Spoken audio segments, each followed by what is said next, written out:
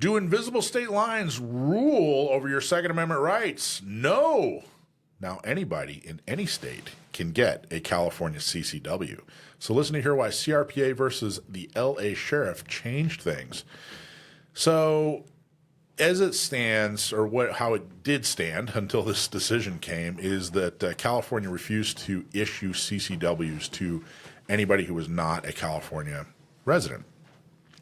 So CRPA and SAF, Second Amendment Foundation, sued the LA Sheriff's Department and said, hey, you are violating the Second Amendment rights of people outside of California. If somebody comes into California, they still have their Second Amendment rights. They should be able to carry. And if you're making people get a permit to carry, that's the only way they can exercise their right to carry, then you have to issue them a permit.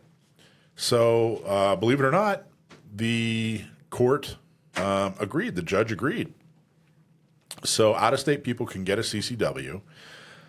It's going to take about 90 days for it to fully implement, but the judge actually said, hey, look, you guys need to come up with a process. And they actually made them write down a process and say, hey, this is what exactly is required.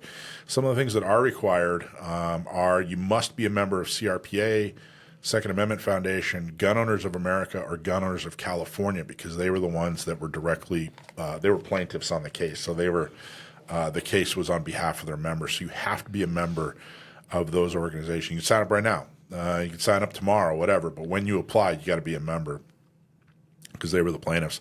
I think and then everything else is pretty much the same. You don't have to actually come to the state to apply or any part of the process, but everything else is pretty much the same. They do a background check. You have to pay a fee, submit fingerprints.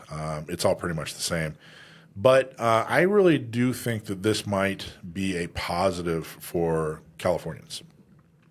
I think that if they're making this, because the answer is like, well, who cares? I'm in California, so why would I care if somebody from 49 other states get a California CCW? Well, I think that the fact that they're able to get it remotely, from another state, from the other 49 states, I think that's going to make our process easier. I think it's going to force them to put more money behind the DOJ so they have to process these. I think that it puts more pressure. I think that it's good as far as, the messaging, the community, the public, I think that it's good all the way around, even though it doesn't maybe necessarily directly benefit us. I think eventually it's going to make things even better for California. And I've actually already helped somebody with their CCW. He is a guy who was renewing this. It's because of the lawsuit, which is great. But he had a CCW, he had a California CCW. He moved out of state, and then they said, sorry, we can't renew you. And talked to the sheriff's department, said, hey, check out this lawsuit, this decision.